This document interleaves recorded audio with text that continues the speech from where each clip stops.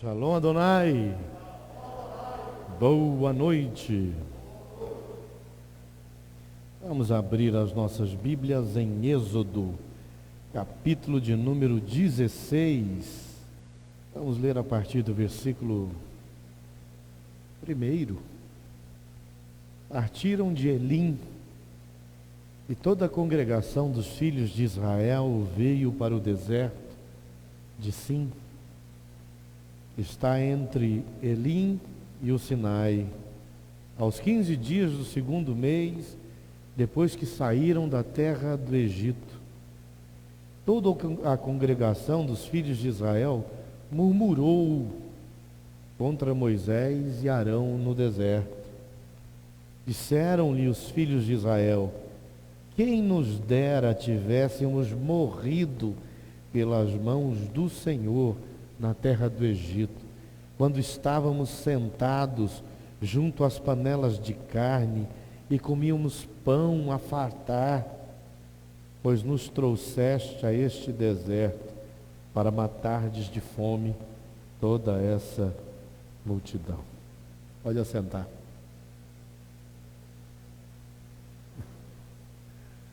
O povo de Israel, retratado nas Escrituras, é curiosamente parecido com qualquer povo. É incrível como Israel dos tempos bíblicos consegue ser um arquétipo de qualquer religioso. Claro que a gente precisa, ao ler o Antigo Testamento, entender que Deus separou esse povo das demais nações. Da mesma forma, quando você lê o Novo Testamento, você entende melhor isso, porque lá a Bíblia afirma que da mesma forma que Deus havia separado Israel do restante do mundo, Deus separou a igreja, que é composta de gente de Israel que se converteu a Jesus, mas as pessoas do mundo inteiro que também se converteram, formando a igreja. E aí no Novo Testamento a gente descobre que existe a igreja formada a partir de todas as nações, povos, línguas e tribos, e Israel formado somente daqueles que são descendência genética de Abraão e o restante do mundo. Mas voltando ao que eu estava dizendo, Israel representa todo mundo, serve de lição para a gente. Você pode utilizar o Antigo Testamento para aprender com os relatos que se encontram lá, tirar lições dos exemplos registrados. O Novo Testamento fala isso muitas vezes, Hebreus 10 e outros textos de Paulo falam da importância de aprendermos com essas histórias. Como especificamente 1 aos Coríntios, capítulo 10, que pega essas histórias de murmuração do povo de Israel para nos ensinar a sermos diferentes. Era uma tendência daquele povo, durante aquele período de peregrinação, reclamar diante de cada dificuldade. Quando eles estavam no Egito, se você ler capítulo de 1 a 4 de Êxodo, descobrirá que eles clamavam pedindo a Deus que os libertasse daquela vida dura, de escravidão, de servidão. Não era fácil, não. A vida deles ali era muito difícil. Por isso eles pediam a Deus que os arrancasse daquela prisão, daquela vida de escravidão. O que aconteceu? De um modo milagroso, espantoso, o Senhor livrou o povo de Israel da escravidão. Agora, havia uma transição da terra da escravidão para a terra da promessa. E era preciso deslocar de um lugar para outro. Isso tem uma representação fantástica para a gente. A vida no Egito representa a vida de todo mundo antes de se encontrar com Deus. Por mais que você clamasse a Deus, por mais que você buscasse a Deus, por mais que você tivesse fome de Deus, você ainda não havia sido libertado da escravidão.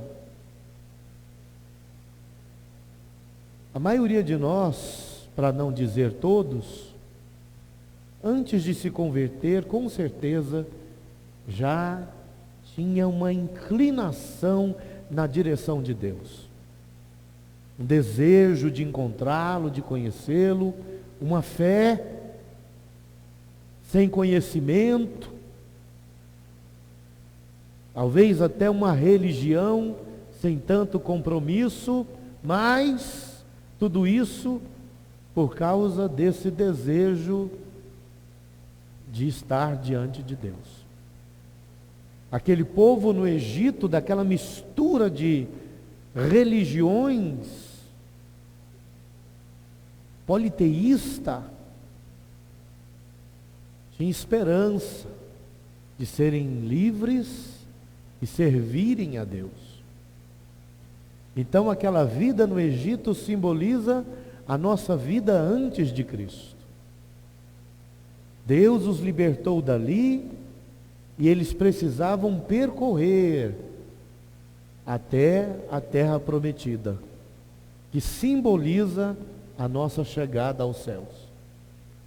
Em Gálatas, Paulo fala sobre essa analogia, que a Jerusalém terrestre representa de alguma forma a Jerusalém celeste. E então, entre a vida antes da conversão e o céu, existe um deserto.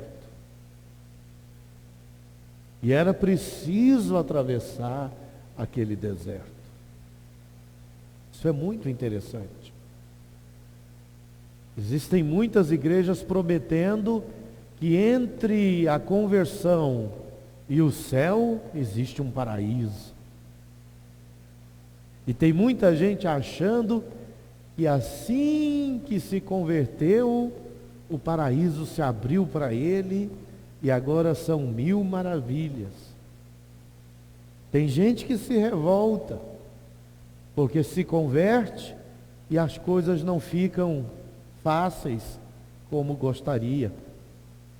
Tem gente que fica profundamente chateado com Deus quando enfrenta dificuldades e problemas depois de haver se convertido. É estranho como queremos fazer um mau uso da fé e um mau uso da nossa relação com Deus. Sabe, tirar proveito para benefício próprio. Mas entre a conversão e o céu existe um deserto que precisa ser atravessado. Se você ler o Pentateuco, você descobrirá que esse deserto é repleto de ameaças e de perigos, de cobras, de escorpiões, de frios. Eles passaram por muitas noites gélidas, de ventos lacinantes.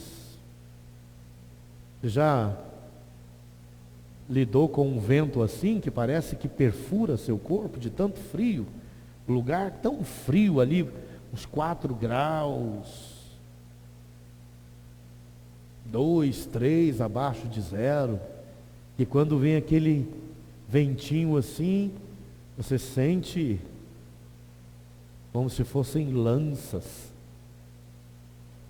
O deserto tem esse tipo de temperatura. À noite, esse lugar extremamente quente pode ser castigado com temperaturas abaixo de zero.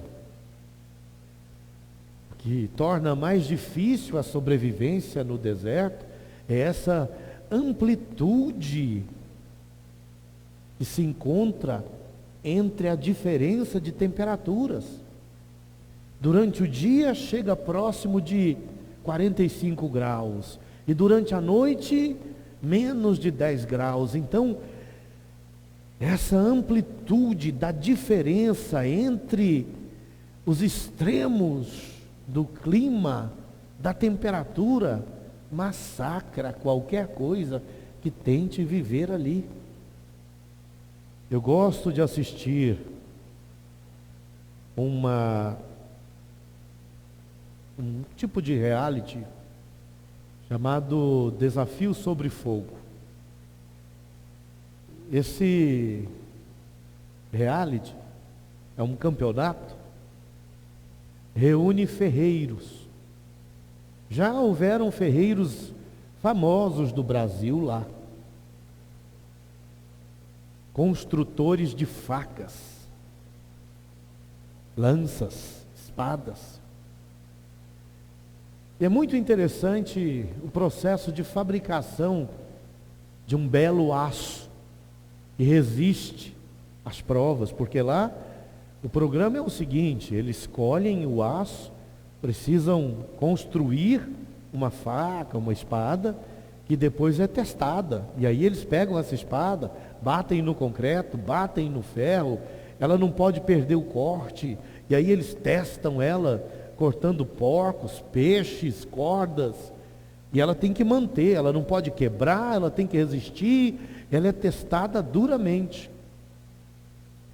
O processo de fabricação de um aço desse, que vai ser colocado a teste, envolve altas temperaturas e baixas temperaturas.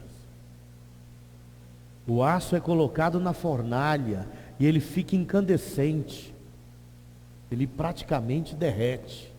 Ele precisa ficar assim para ser maleável e aguentar as pancadas que vão moldá-lo. E aí eles batem, e essas pancadas vão dando a forma que ele precisa ter. E ele volta para o fogo e fica ali quase em processo de derretimento, e de novo para a bigorna, e apanha, e apanha, e apanha, e assim ele vai esticando, ele vai ganhando a forma projetada pelo seu Criador, para que seja útil. E depois que ele alcança a forma, e ele precisa ganhar resistência, ele vai da forja para as temperaturas baixas do óleo, da água. Se ele não foi bem forjado, ele quebra. Mas se esse processo de aquecer e esfriar e bater e aquecer e esfriar e bater, aquecer, esfriar e bater, tiver ocorrido adequadamente, ele enrijece e se torna um aço resistente, útil, capaz de vencer as provas, os testes. Não gostamos de enfrentar tribulações. Quanto mais infantis formos, mais facilidade desejamos. Uma pessoa profundamente imatura chega a sonhar com milagres fantásticos. Dentro dos planos dela está ganhar na loteria. Dentro dos planos dela, descobrir uma forma mágica de ficar milionária. Dentro dos planos dela, existe esse tipo de coisa, instantânea, sem processo, sem construção, sem sacrifício. Quanto mais imatura for a pessoa, mais ansiedade ela tem para alcançar o que ela deseja, porque ela quer pular as etapas da conquista. Quanto mais imatura, menos disposta a passar por todo o processo necessário. Vai preferir colar do que estudar.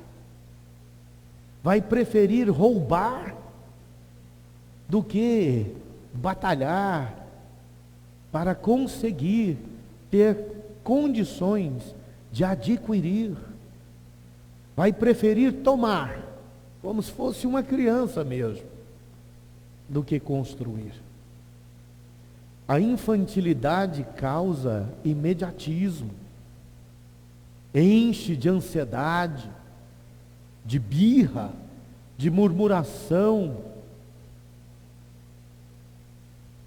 A infantilidade nos enfraquece, deixa o percurso mais longo,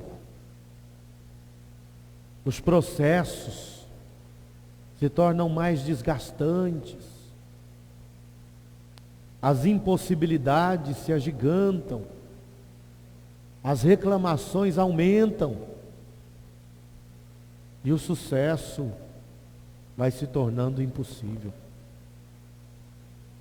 Não era só sair do Egito e chegar na terra prometida, que envolvia guerra, que precisava de persistência.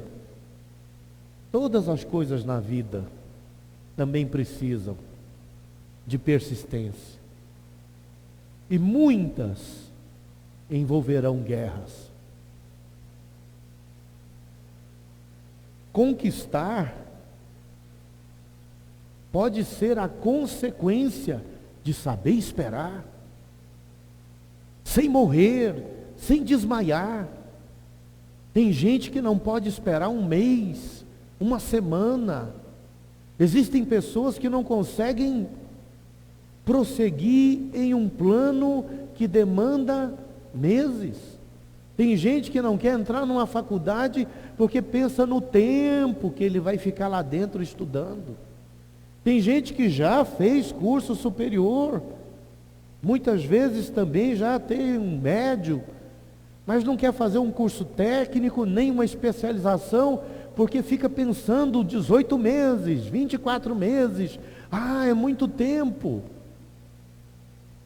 Quanto mais precipitada for a pessoa, mais propensa ao fracasso ela será. A precipitação é marca registrada dos imaturos.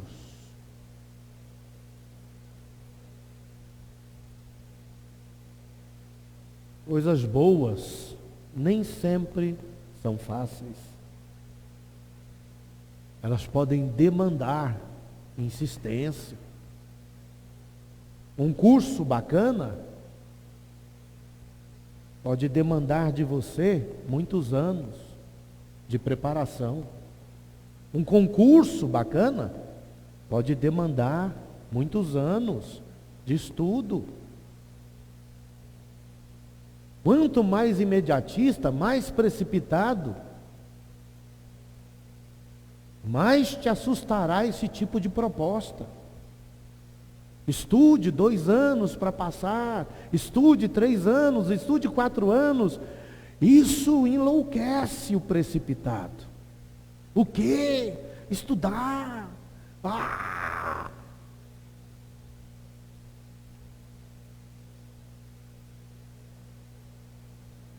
Pensar adequadamente no custo das coisas assusta o imaturo. Jesus nos ensinou a calcularmos o custo das coisas que queremos construir. Jesus disse que se você resolver construir uma casa, você precisa calcular antes, corretamente, o custo que esse empreendimento resultará, para você não ser surpreendido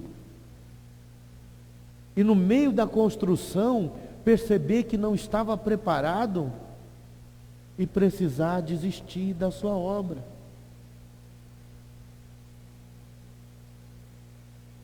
Os imaturos pensam que tudo é fácil. Basta começar que vai dar certo. Mas entre o sonho, o desejo, o clamor, a necessidade e a realização, pode existir um deserto.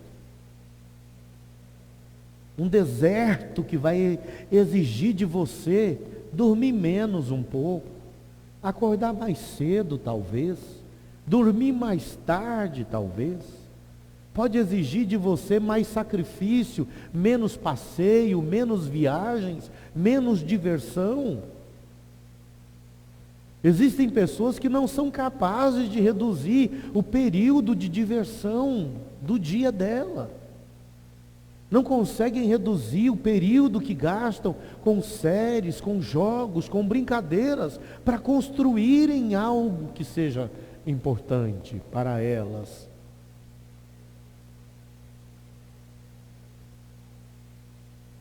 Quando Jesus fala que você deve calcular os custos da construção que você deseja realizar, não é na intenção de te motivar a desistir, mas é te esclarecendo e te inspirando que certas coisas importantes e valiosas demandam mais preparação, renúncia, resiliência. Nós estamos passando uma fase em que o deserto ficou mais quente e a noite está mais gelada. Não está fácil para a maioria das pessoas, está mais difícil. As coisas estão mais complicadas. Então a fornalha está quase derretendo o aço. A marreta tem uns quilinhos a mais. Ou é o ferreiro que engrossou o braço. Está mais dolorosa a pancada. Precisamos atravessar. Precisamos atravessar a noite mais agradável. Precisamos atravessar a noite em que o frio bate o recorde. Precisamos atravessar o dia escaldante. Precisamos atravessar a região dos escorpiões, dos chacais, dos lobos, dos leões. Precisamos enfrentar os exércitos adversários. Precisamos enfrentar os exércitos de pigmeus, de homens das cavernas, de gigantes. O que estiver entre a conversão e o céu, os desejos e a concretização, precisa ser enfrentado.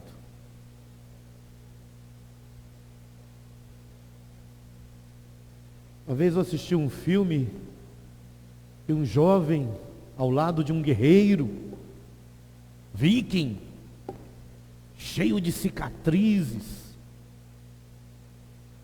Perguntou para ele se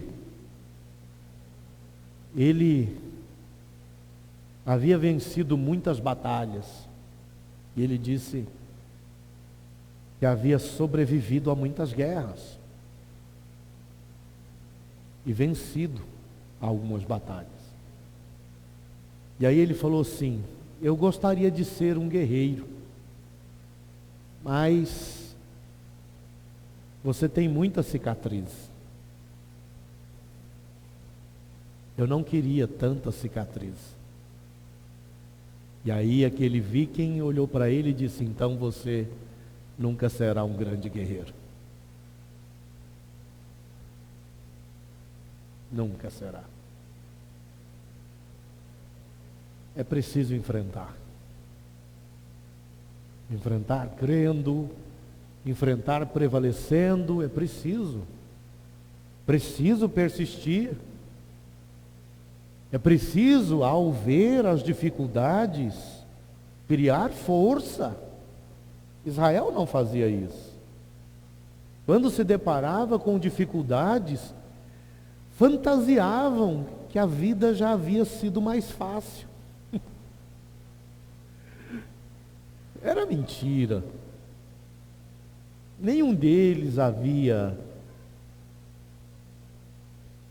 vivido aquele momento de ficar sentado perto das panelas cheias de carne e cheias de pão. Aquilo era uma mentira.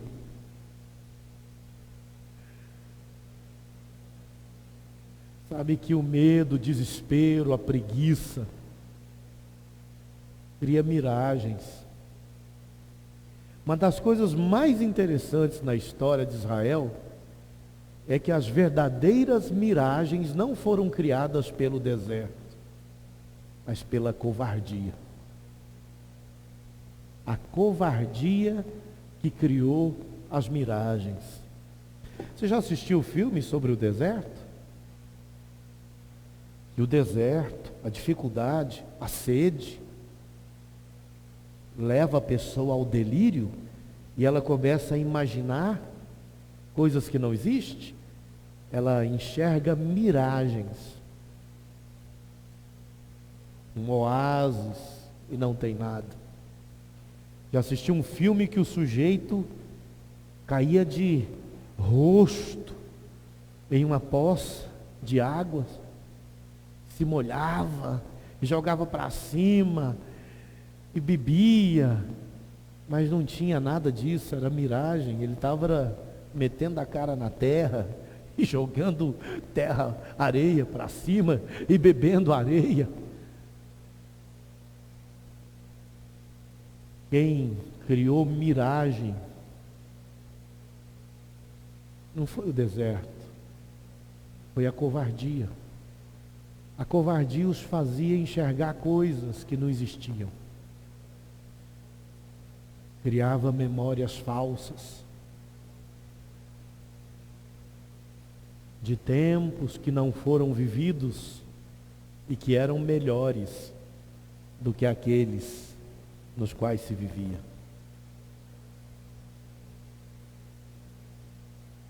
E eles faziam isso e só se enfraqueciam. Nós vivemos um tempo que a gente pensa que é próximo do fim. Acredito que todos vocês já, em algum momento, chegaram a essa suspeita. Se não é o tempo do fim, é uma amostra impactante de como poderá ser o fim. É estranho, porque o tempo do fim é chamado na Bíblia de um tempo de grande avivamento.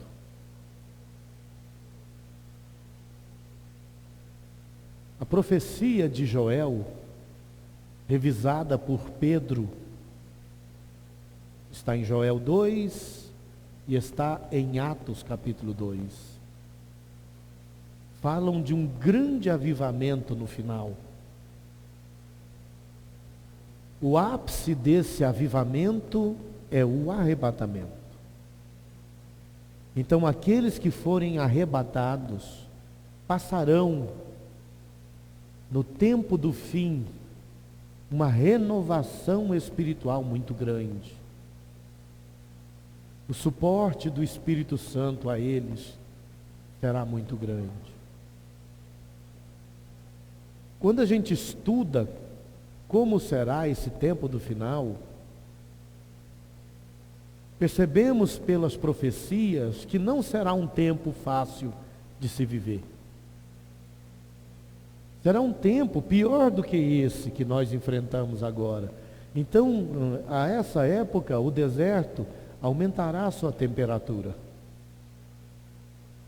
Ele terá recordes de calor e de tempo gélido.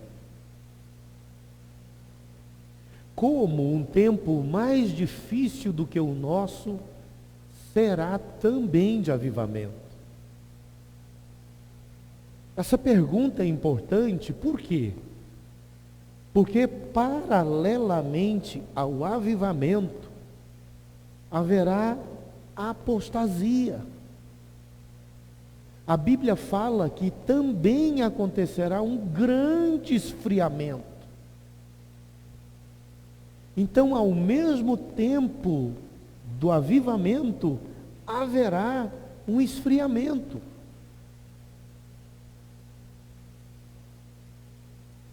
Ou seja, uma turma viverá um momento especial com Deus, e outra viverá um abandono da fé em Deus.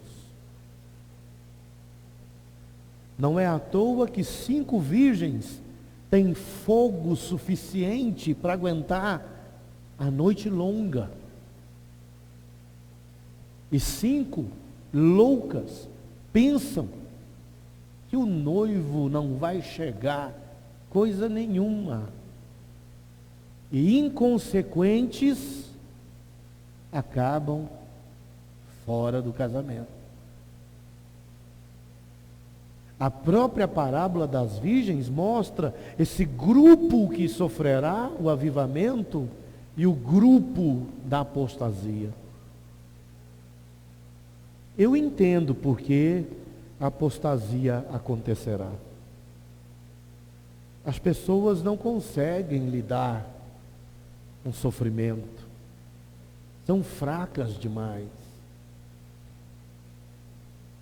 As pessoas gostam de religiões repletas de ficção, de fantasia, de mágica, porque são imaturas demais. Eu entendo porque muitos apostatarão. Nós estamos vivendo isso. É estranho, né? Porque como medida de contenção do avanço, da proliferação da Covid, adotou-se a não aglomeração. Todas as igrejas, escolas, quem quer que queira promover reuniões com mais gente, não pode exceder a 30% lotação do lugar. Então as igrejas que eram cheias não foram reduzidas pela metade, mas a 1/3. Sabe que 1/3 é esse, que geralmente passou a frequentar cada igreja? Provavelmente aquele 1/3 que amava mais, que se envolvia mais,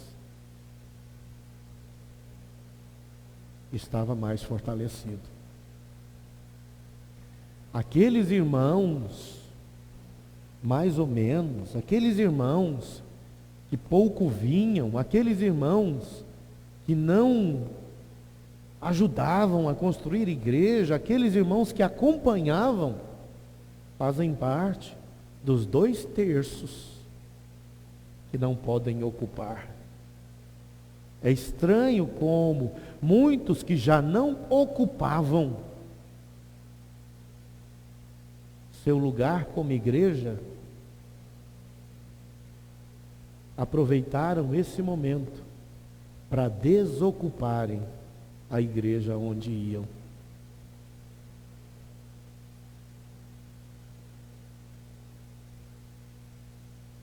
Proteger a vida tem levado muita gente a perder a própria vida. Muita gente que passou a não congregar. Muita gente esfriou definitivamente. Se já mal ia, já não vai mais. Se já quase não era cristão, agora piorou. Esse 1/3 que tem ido às igrejas, boa parte, são os que sustentam a igreja, contribuindo, construindo. Isso é esquisito, mas tem gente que se contenta em assistir à existência da igreja. Não existe um desejo de se tornar.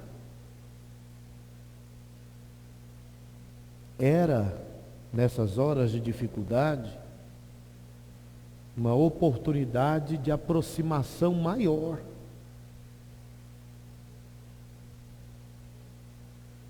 Muita gente consegue isso. Confesso a vocês, eu passei a orar mais. E passei a ficar um pouco mais atento com minha comunhão. Não sei se é o fim. Não vou vacilar em um momento tão obscuro. Confesso a vocês, me sinto mais próximo de Deus, mais temente. Não estou vendo muito sentido de brincar com o meu futuro eterno. Tem gente morrendo o tempo todo ao meu redor. E não dá para dizer que 10.000 serão atingidos à minha direita, 1.000 à esquerda, e que eu não serei atingido. Tem muito crente que se achava invulnerável, morrendo de Covid. Eu não consigo ficar dizendo o noivo não vai chegar. Eu não consigo ignorar que o meu azeite desce o nível a cada dia. Não sei se eu estou vivendo um avivamento, mas eu estou melhor com Deus do que já estive. E não quero ficar pior. Tudo o que acontece me faz olhar com mais seriedade para mim e para o meu futuro eterno. Mas é incrível como vejo tanta gente relapsa, como se nada estivesse acontecendo, com a síndrome da Chapeuzinho Vermelho. Você conhece o crente Chapeuzinho Vermelho? É aquele que vai passear na floresta, enquanto o seu lobo não vem. Ele só não imaginava que o lobo chegou primeiro, a tempo de esconder atrás de um arbusto, armar uma cilada para tentar devorar. Entre sua conversão e o céu existe uma peregrinação. E durante essa peregrinação, muitos vão esfriar. E pode parecer para você que é comum todo mundo esfriar. Mas guarde isso no seu coração.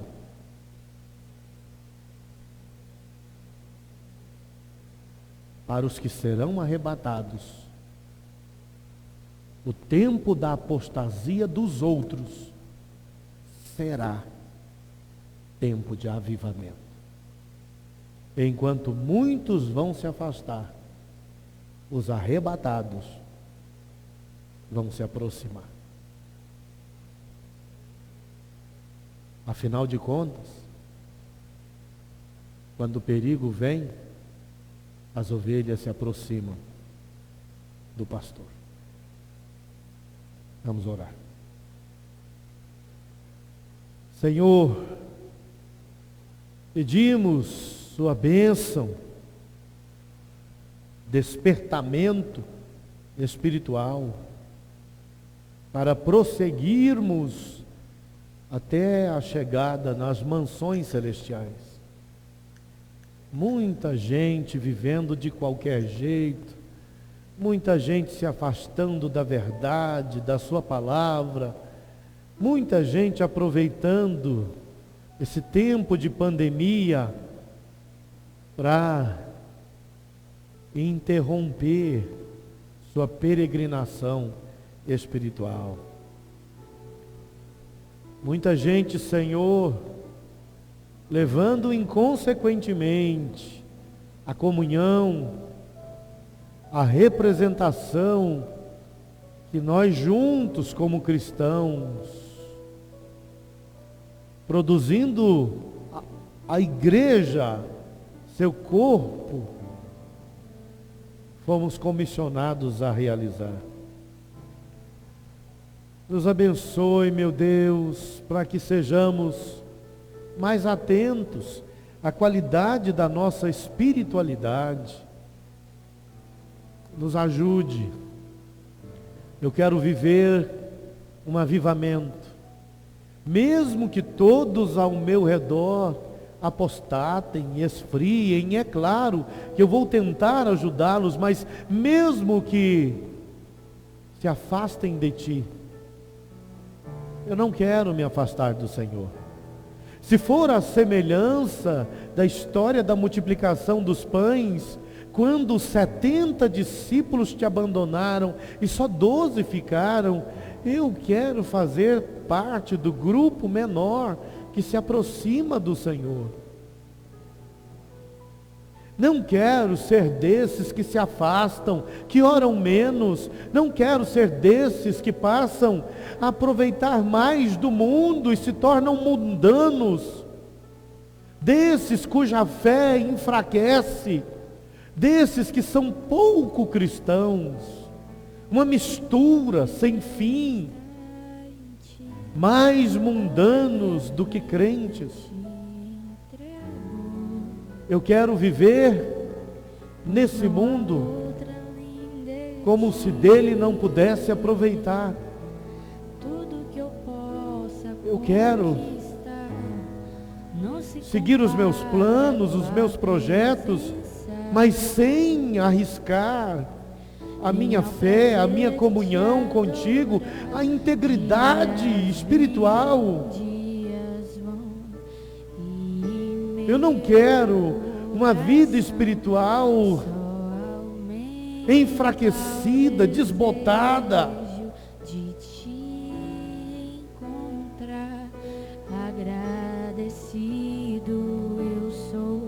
Que o meu compromisso contigo possa ser fortalecido, a minha fé no Senhor renovada.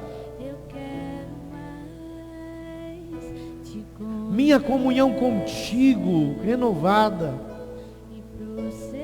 Eu sou do Senhor, não sou mais deste mundo, não sou mais do Egito, não tenho saudade das canções do Egito, não tenho saudade dos pratos do Egito, dos alhos, dos repolhos, dos pães.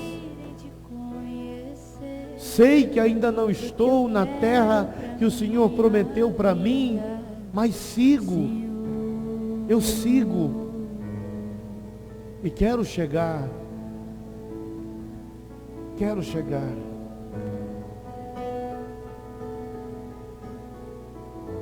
quero fazer parte do grupo dos que são avivados, e se tornam mais cristãos do que já eram.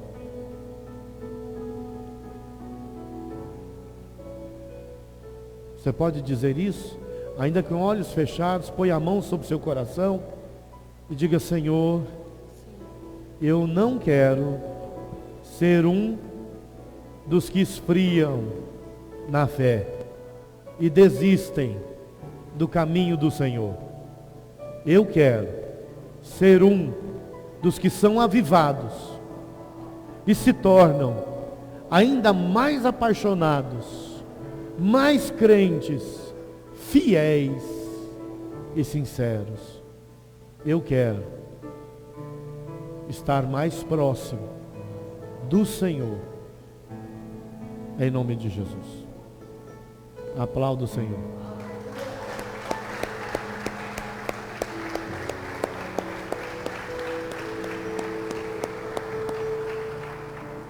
Muita gente vai enfraquecer, mas um grupo se renovará. Você faz parte da maioria que enfraquece ou do grupo que se renova dia a dia? Vamos ficar de pé.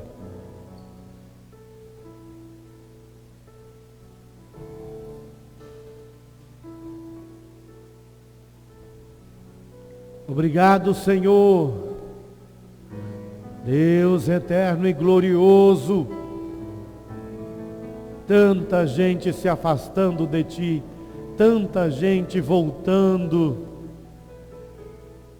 para os lugares de onde saiu, voltando para o Egito, tanta gente se desviando, enfraquecendo, tanta gente abandonando a fé, as práticas, as boas obras. Não queremos seguir por esse caminho. Queremos continuar com o Senhor, seguindo ao Senhor, te adorando com nossas vidas, te servindo. Mesmo que esse mundo entre em colapso, que a nossa fé não colapse.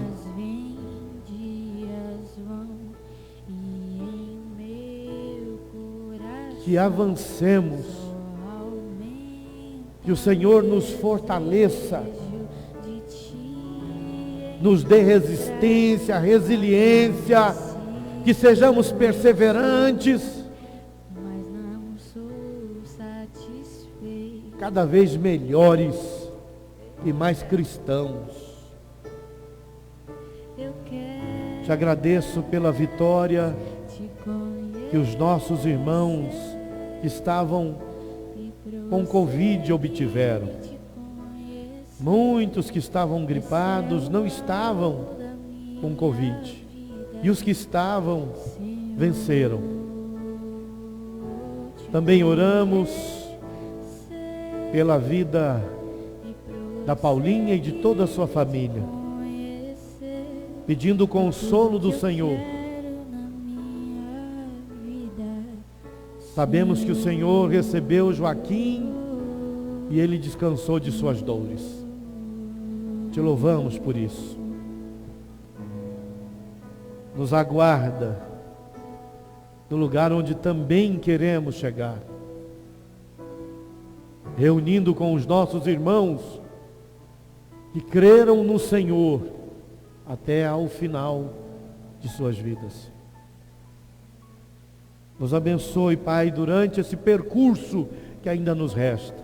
Dure ele quantos anos forem. Abençoe os teus filhos também, que planejam em suas vidas feitos que demandam persistência, insistência, perseverança e sacrifício.